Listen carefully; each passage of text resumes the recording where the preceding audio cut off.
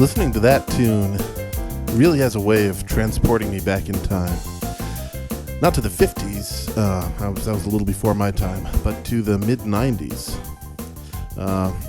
Some people my age might recognize that tune as Sockhop, and it's still around. It's still on the internet. I've seen videos of player pianos, attached to MIDI systems, still cranking it out. I first came across it when my parents got me the software MIDIsoft. I think originally MIDIsoft Recording Session, and then MIDIsoft Studio. This was, in the early to mid 90s, 94, 95, when home computers were starting to get popular and starting to actually be able to do a couple of things. And I'd been taking piano lessons for a few years, mostly the classics, got through the method books and a little bit of Mozart, Beethoven, Bach, that kind of thing. But didn't have much exposure to popular music of any kind. And this software came along. My parents got me a copy, and it was a great educational software and sequencer. So I got into writing music. You could click notes into the staff, or you could, record your performance, and it'll come back as MIDI. And it was a great way to learn about how music really comes together, and that's when I started getting into writing. But also, there were these awesome demos, really, really nicely put together, well sequenced.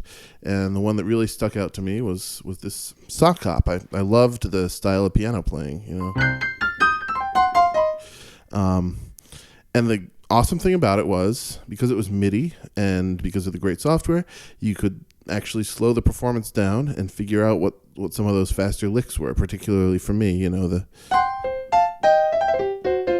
you'd hear that, what's the player actually doing? So you slow it down.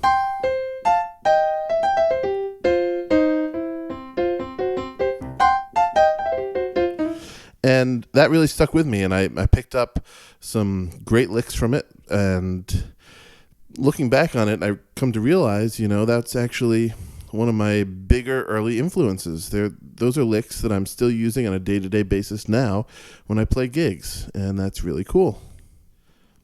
When I was younger, the fact that, some of my bigger influences were keyboard demos and MIDI demos and such, was kind of treated as a joke. But looking back on it now and seeing just how big an influence it was, I started really becoming interested in, finding out more about the people behind the music and the actual people who've influenced me. So, I started doing some research, and there's actually very little information out there. The MIDIsoft company, which had, just great educational software, they're not around anymore, and there's very little information about the company and what happened to it and what it was all about.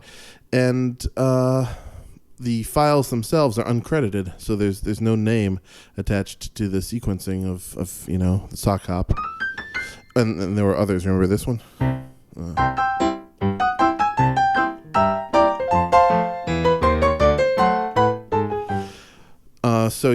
So that's my main reason for making this video, is if anybody happens to come across it and have any information or know of a forum that might be helpful where you could repost it, I'd sure love to hear from you, because it would be great to track down whoever's behind these great MIDI files, if they're still around, and just, thank them for the profound influence they've had on my career and my playing and my life. So thanks so much for watching, and have a great day.